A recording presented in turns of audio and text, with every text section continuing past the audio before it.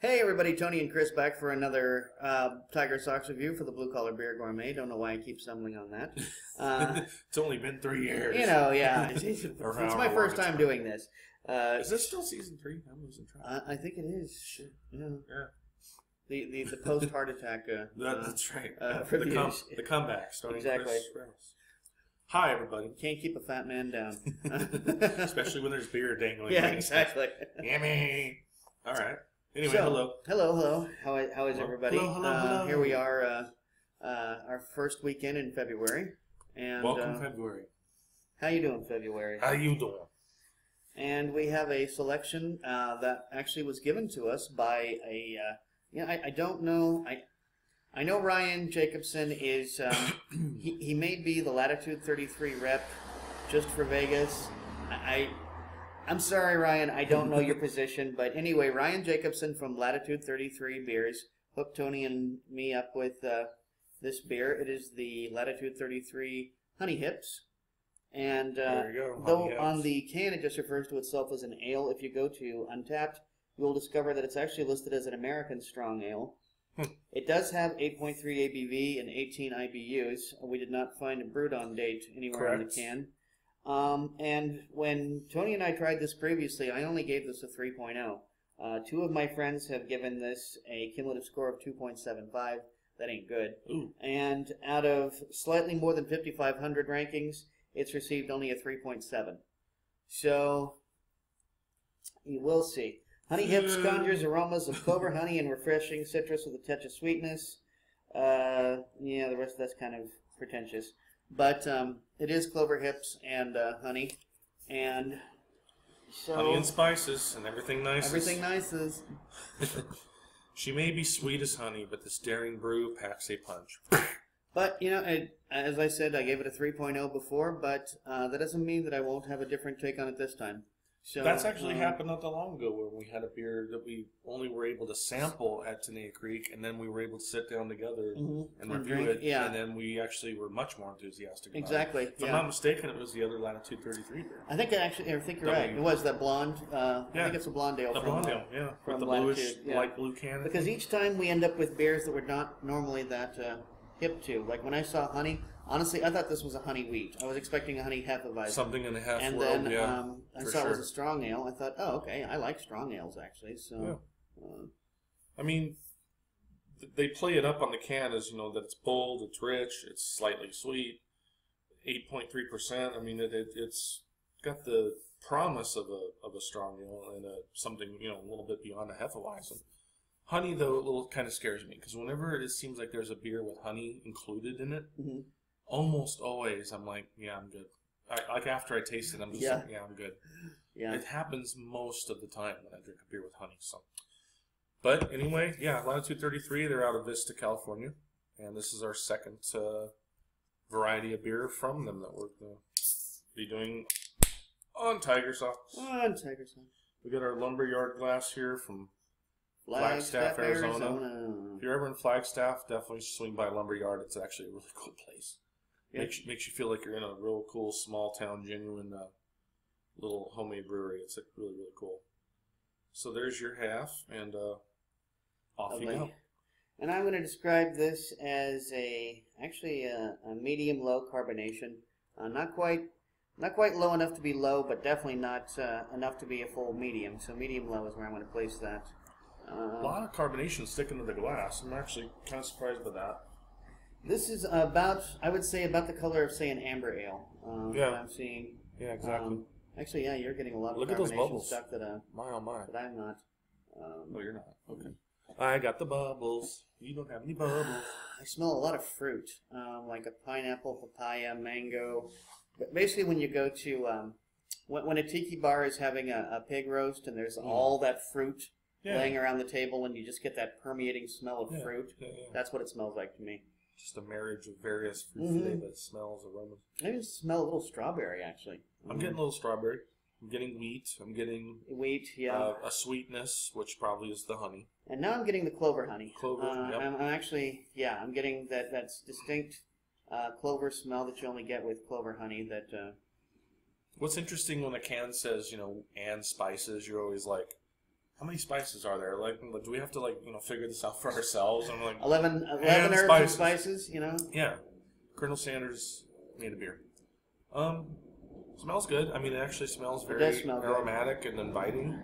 And while it does seem wispy, that head has actually gone nowhere. I've done plenty of swirling in this time, and the head is staying where it is. Not a lot of lacing on this, but it's a strong ale, so it's not really supposed to be sugary like a wee heavy or. A little murky. I'm actually looking at the light shining through it here on this. It's got a slight murkiness to it. It's definitely not crystal clear. About the color of an amber ale, but not quite. Maybe a little more orange than amber. Yeah, I'd say it's slightly more orange overall. Yeah. Let's do it. Shall we? Cheers. Cheers. All right. Cheers, everybody. Cheers, everybody. Hey, everybody. Hi, Dr. Nick. No, I think my original assessment was about the same. I'm giving this a 3.0. I'm not getting much flavor. Exactly, I'm not getting much flavor. This is bland. Just pure and simple. It's bland. It's I'm not getting much flavor, and what flavor I am getting, it's more of a mouthfeel than a flavor, to be quite honest with you. Yeah. And there isn't that substantial a mouthfeel. It's a pretty mellow beer for 8.3 ABV, actually. Yeah, it doesn't come across as an 8.3. There's no alcohol jumping on your tongue here. I'm like, not even in the bouquet. I mean, I would expect. Right, 8.3 is on most beers that carry an 8.3. You're gonna get a whiff of it. You're gonna get that taste on your tongue relatively soon. I'm not getting it at all, and it's not flat. I mean, there's plenty of carbonation. No, this isn't exactly knocking me. It's kind of boring. I hate to say it. In fact, I'm thinking that sticking with the 3.0 is the case, because I would give it a 2.75. Yeah, but it is in a can, so it's actually getting an extra 0.25. There's I really can't say there's a redeeming quality with this beer. I'm trying. Yeah. To entertain. Do we have anything we can chuckle? Here. We're a physical comedy now. All right, here we go. Oh, wise guys. Shut up. Forget the beer. The honey's not even really. And here's what's funny. The can actually is telling us it's bold and rich. Rich and sweetness. And I'm not getting boldness or richness, especially not richness. You think of richness, you only need this much to taste this much. Exactly. Like a really super strong for me, espresso. The 90-minute IPA from Dogfish is one of the. I think it's even richer than the 120. That's a great example. It's almost like drinking butter. Think of butter beer. That's a great example. It's rich is when you have a glass.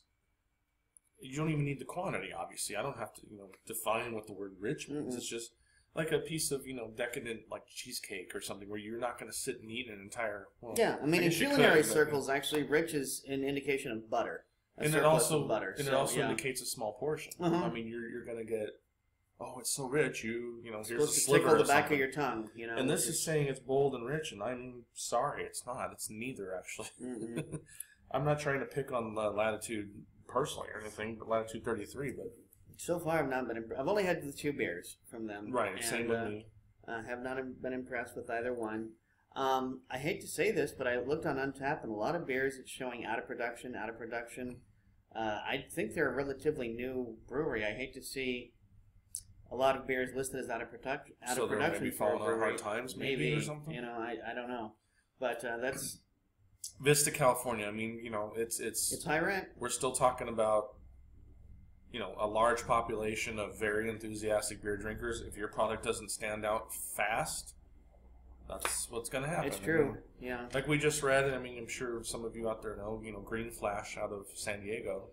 Oh, yeah. A very well-established brewery for quite a while in San Diego, California, has basically cut their production in half. Seriously cut down on their numbers. Their distribution, they're pulling out of like 33 states or 32 states. They actually amended, they changed it.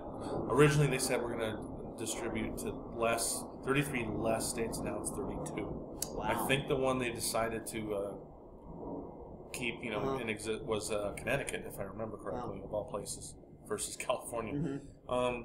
As you probably can tell, I'm just trying to fill time because I don't really have anything else to say about this beer. I was kind of looking at the time, thinking, you know, if we bring this in under, we're closing in on 10 minutes. If we bring this in under 11, that's okay because, well, I'm kind of going by the if you can't say something nice, don't say anything at all adage. And the truth of the matter is, I can't feel passionately enough about this beer to dislike it. You know, I'm just unimpressed. Yeah. That's all. Sorry, everybody. I mean, we wish we could like do cartwheels and high five each other. However, Ryan, if you are watching this and you want to bring us another beer to show us that Latitude 33 has some beers that can stand on their own and you know, deserve some respect, then by all means, you know, hook us up, and we appreciate you getting us this can. As I said before, I'm always appreciative of a free beer. We are. You know, both are. Yeah. Because it's the world of beer is we can't all fit under one umbrella. This has to be. We try new things. We experiment with beers that we're not normally comfortable with. Yeah. It's impossible to like every single beer. But the truth of the matter is, even sometimes when I don't like a beer, I can at least say, okay, if you like this is your beer. Right. This, you know, this is for those of you who dig this, you know, or like there's a direct parallel to this beer to another beer that's on the market. I don't know who to send. I can't do that either. I can't send anybody to this beer. I really can't. I don't. It's not. I mean, are you getting honey at all? Especially after this much time. It's been several minutes since we first took a sip, and I'm waiting for that. You know how it's complicated sometimes with taste buds and with beer. Sometimes those flavors need a little bit of time to, you know, come to life, and I'm just not getting honey.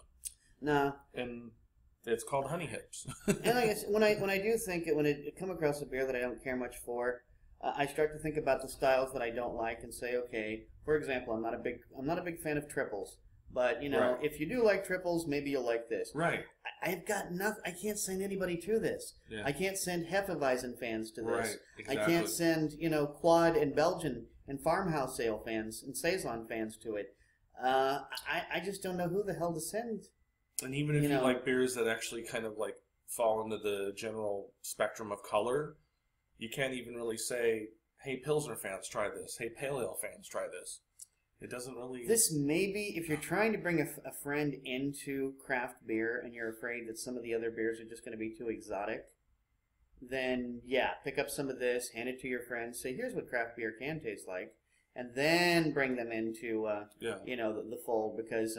take the training wheels. Yeah, exactly. So to speak, Yeah. I'm going to score it. This might be my lowest score for a beer. It definitely will be for 2018, 2.75. That's going to be, sorry. And that's what it's getting from me, but it's getting the extra 0.25 for being in a can. Please don't hate me out there, everybody. Yeah, well, so anyway, I'm at least wearing my Tenaya Creek shirt, so I'm at least pushing my favorite brewery as we're wrapping this up. So, despite everything, we do want to thank Ryan Jacobson one more time. Absolutely. And, maybe...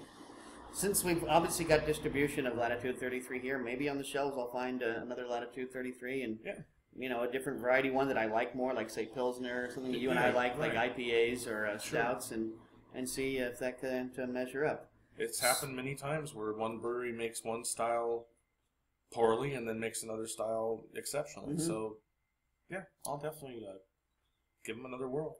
Until next time. Bye, everybody. Drink good beer. Drink good beer. Better than this one. Don't break the tap to it. Yeah. Bye.